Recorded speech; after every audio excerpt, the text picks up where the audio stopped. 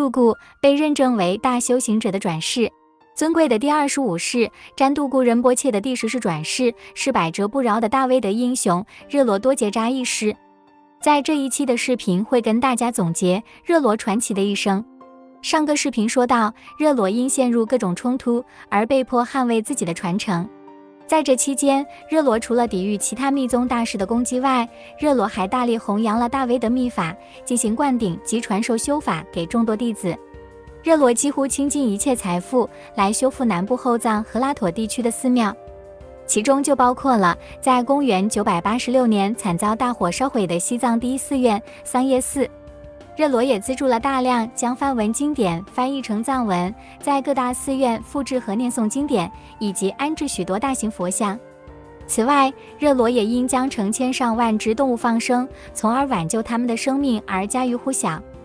热罗一生供养了无数酥油灯，为许多佛像镀金，并为尼泊尔和中国的众多寺院供养许多茶。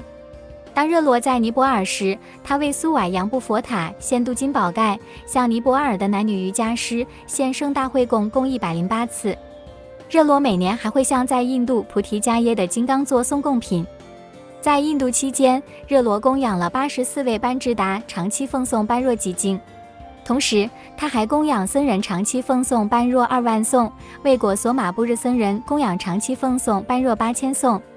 换句话说，凡得到的钱财供养，热罗都用在了弘扬佛法和利益众生的慈善事业上。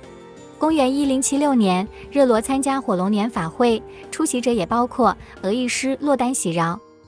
这场盛会聚集了来自西藏和印度当时最重要的大师们，旨在鼓励生产更多更精准的翻译新作。大会过后，热罗获选与另5位年轻西藏人共同前往印度，其中包括额亦师洛丹喜饶和达玛扎。后两者之后也成为各自领域中的杰出义师。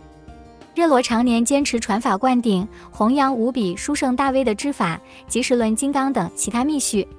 热罗告诉众弟子，他的上师曾郑重嘱咐他严格修持大威的密法，不可外传。可是他却违背了上师的教导，所以还需要再转2世。热罗宣称他圆寂后将转生科切拉净土，而在他圆寂后，热屈热将继承他的法位以传法弘教。热罗过后就在他的住处入定示寂了。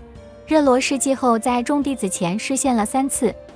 第一次，他以班智达形象出现在众弟子面前；第二次，他穿戴密法师黑衣黑帽的形象出现在众弟子面前；第三次，热罗以大威德本尊像出现在众弟子面前。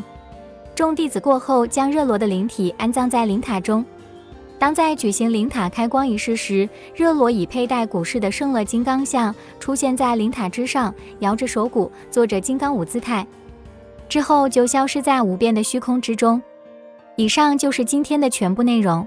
总结来说，热罗在西藏各地享有极高名望，那不仅是因为他强大的密续力量，也来自他广大的佛法事业。热罗一生的事迹启发了无数僧俗群众，尾随他的做法而投入各种修持。最后，愿将这段影片的功德回向给所有的母亲众生，愿一切母亲众生离苦得乐。